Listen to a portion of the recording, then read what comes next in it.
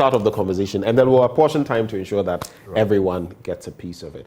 I'll start with you, Al-Hassan Suhuyini. And even as you touch on your constituency, you can also tell us what it's been like. Tamale North retaining Al-Hassan Suhuyini. They've had their primaries. He doesn't know his fate yet, but you've had yours. Let me say good morning to our viewers.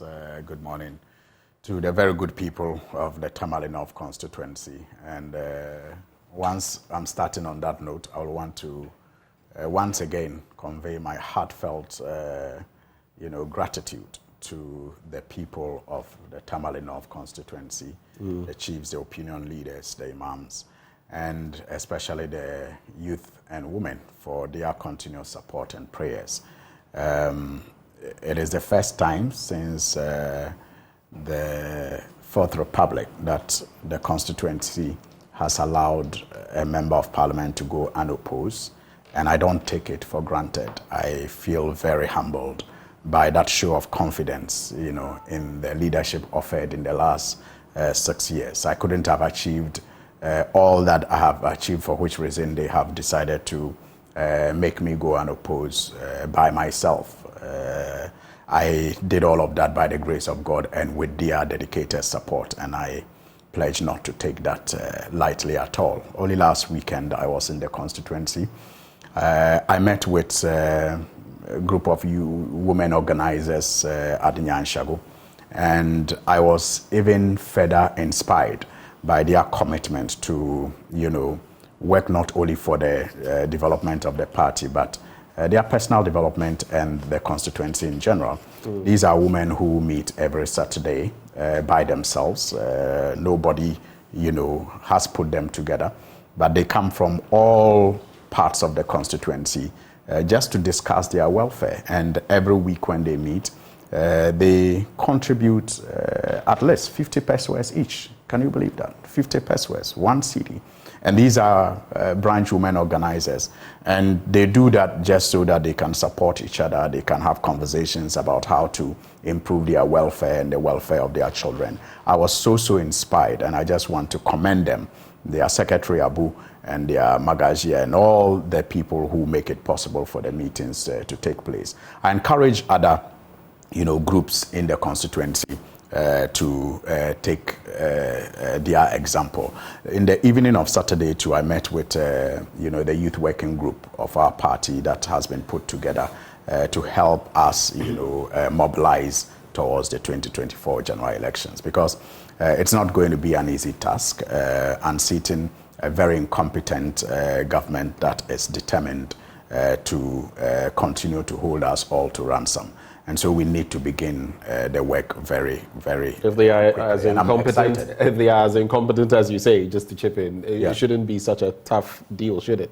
Well, they are incompetent, but they are committed to, doing everything outside the book to remain in power. And that is why we should not take their threat to break the eight lightly. And in Tamale North constituency, we do not intend to do that.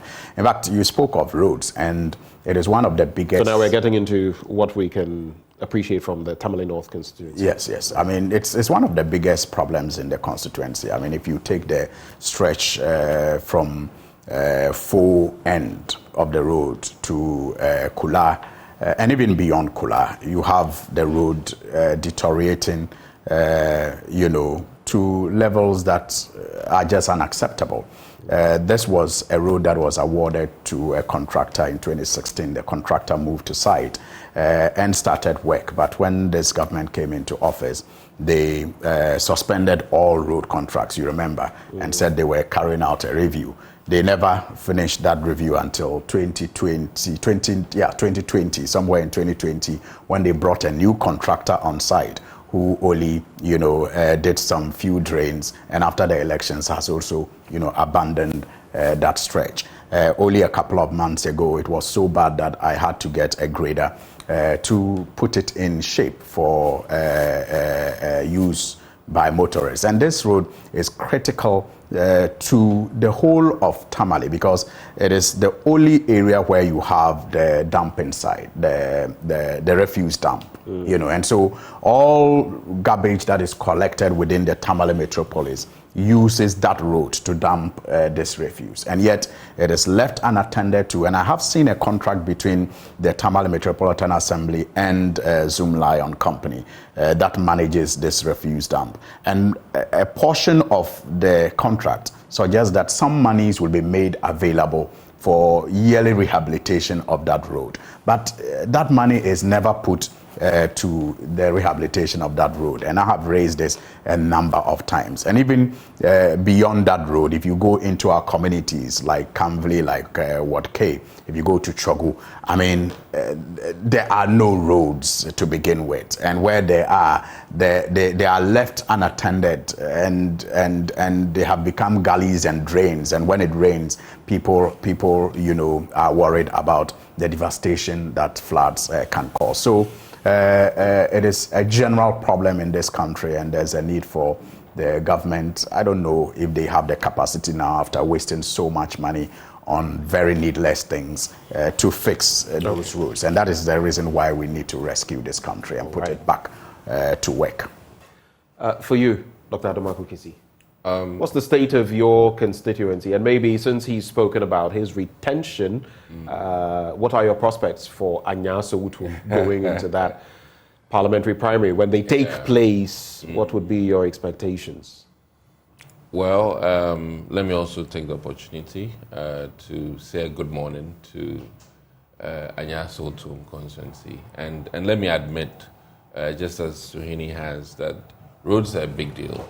And I really think that within the last couple of years, I think if any of us even thought roads were not necessary, Kumewu has made it very clear to us that votes or elections, when it comes to roads, are still very, very relevant. If you look at what really transpired just recently, I have come to a realization that the powers that be are fully aware that roads matter when it comes to elections. And I think that, I hope that in the future, maybe resources might be also looked at in terms of the population. Because I always make my case that 1 kilometer in my constituency will be seen by more people than 1 kilometer in other constituencies in terms of the population that I have. But what's your population again? How many hundreds? 324,000. 324,000. Yes. That's massive. It's huge. It's huge. And it makes Kumewu look like, one electoral area in my constituency. But the key thing is that I'll use this to mention about 6 critical roads that I have issues with in my constituency. And I'll start from, in no particular order. Agape is one. Palace Town, Anya to Gonze is another road, very critical. And then we have Fan Milk, that a lot of people call me about. And then Antieku, which of course you've mentioned. But fortunately, parts of Antieku is being fixed now. And I'm hoping that one main drain that we're hoping to work on will be done to ease the issues with the Antieku road. And then we have Odogono Senior High School to Blue Kios, another major place in Awoshi. And then Onyinase, oh my goodness, that connects to Gbawe. And if it is done, I think it could even reduce some of the congestion we have at Malam, because people can enter Gbawe through that path and not necessarily use the main road. Besides that, we also have Lobnava area, which is also screaming for roads close to Israel Police Station.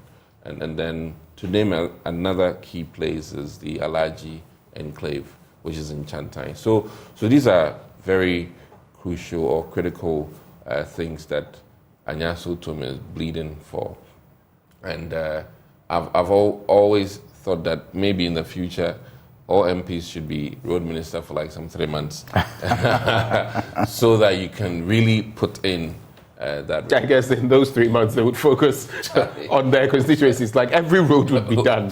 What are you suggesting? That the current road minister has fixed his roads? Oh, no, I'm just saying that, in his constituency. Is that what you're asking? No matter what you do, once you're a road minister, you have some leverage to up the roads. But that's not playing fair. That's why I said every 3 months. I didn't say the entire, Or maybe there should be a cyclical way of having members of parliament. No, wait. So maybe there should be a by-election in every constituency every now and then. Then maybe you saw what happened overnight in Kubo. So when it's your by-election time, the roads will be done.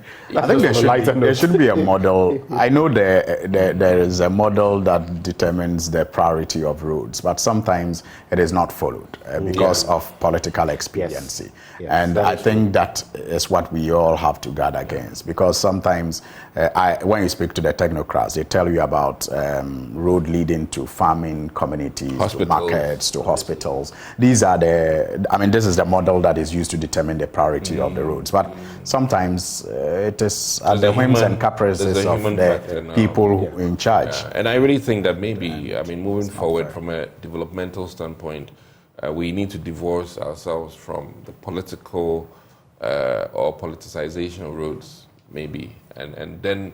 When will we get there? We keep saying I don't know. When we come on air, we like saying all these nice things, both sides. But I'm really it appears we never get to the point of that. I don't believe that development. Divorcing our personal. I don't think development can be depoliticized. I think not wholly depoliticized. But the point you made about a framework. If there's a framework, why not follow the framework? Yes. So that's the and you can do more if you satisfy the basics in that framework for a particular place, and you do more elsewhere. No one has a problem because you stuck to. Politics can ensure that the framework is followed, and politics can also ensure that it is abused. And what we have currently is the abuse. So I don't believe in depoliticization of development. I think development gets better when it is politicized. Properly, maybe we should say properly politicized.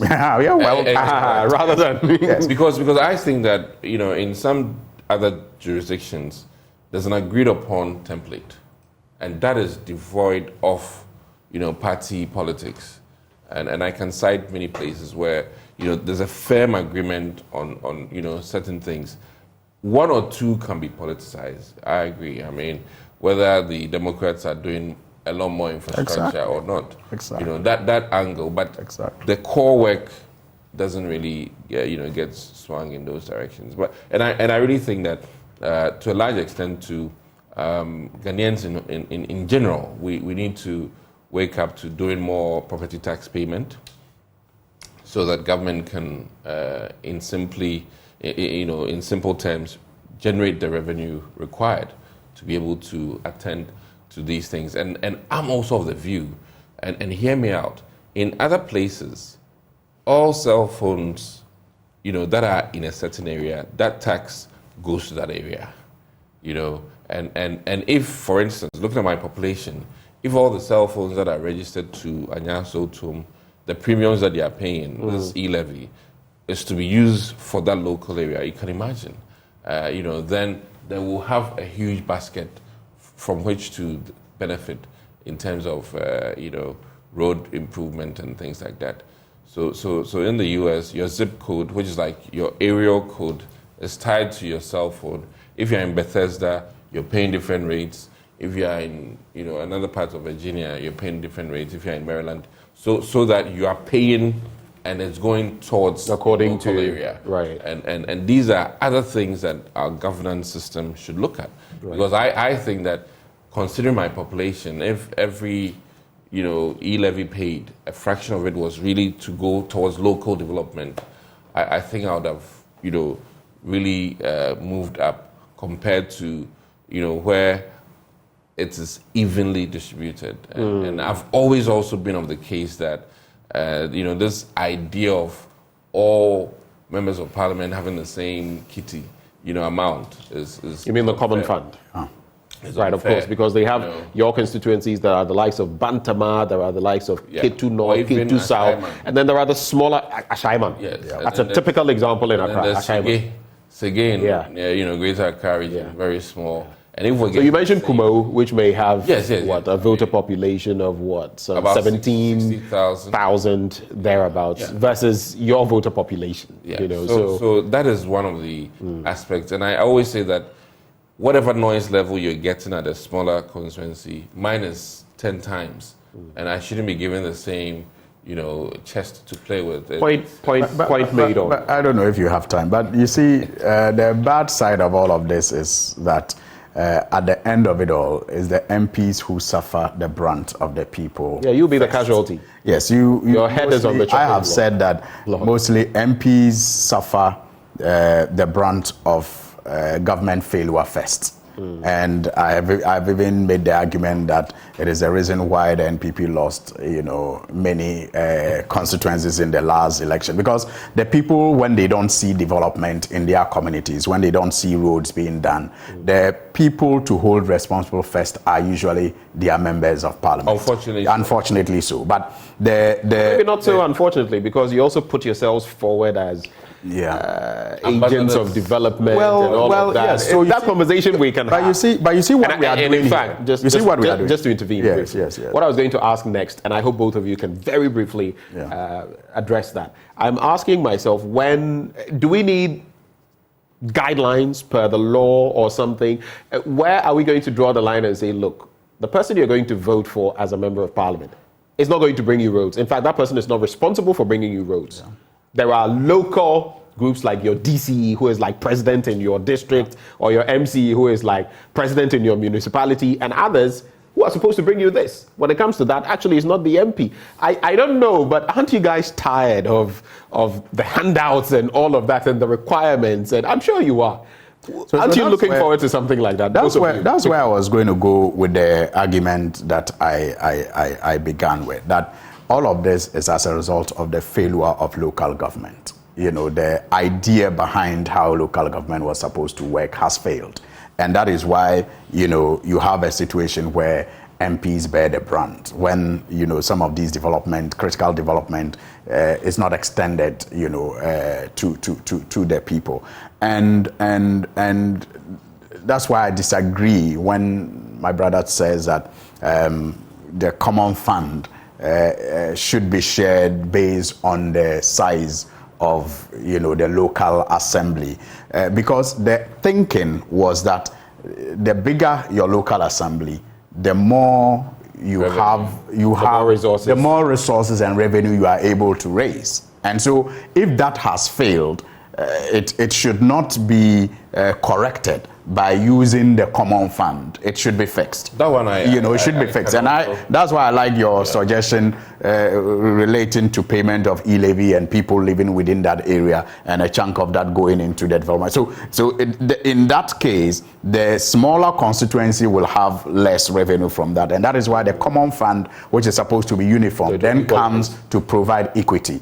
So that's the only point of disagreement I have with you. Okay. But on the question of how we can move away from this, I think that from the situation where people expect these critical development to come from the MPs, I think, again, I will make the point that we need to ensure that we fix what is wrong with our local governance system, because that's where the solution is. Right. And part of it, in my view, is to get district chief executives elected. I have always said that when we get to that point where people put themselves up, for election as DCEs, the education will be done through the campaign that they will do. And people will get to realize the potential of the assembly to construct roads and do drains and ensure that flooding is prevented. And they will choose people to become their local president, so to speak, based on their capacity to deliver this critical development. And then at that time, I'm sure that members of parliament will now be free to some extent to focus on legislation. Right. On that same point, Dr. Adumaku-Kisi.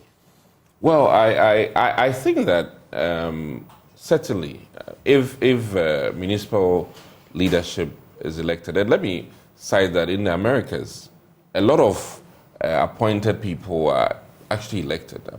More so than what we have here. Even up to the courts, even up the Supreme Court itself, even up to the police commanders. Yeah. Yes, that's true. Yes. And even who becomes superintendent for fire in the court system, the district attorney, all those, to the highest level. And it makes you compete, to the extent that you cannot say that, if people's cases are not being prosecuted in a good timely manner, most of the judges don't mind at all. You understand? But if you are going to be up for another re-election or reconsideration, then you'd make sure that whatever cases that come to you are completed or seen through and attended to, and that you have appropriate reporting done. So I really think that, I mean, when there's competition, efficiency, productivity increases. That is just the norm.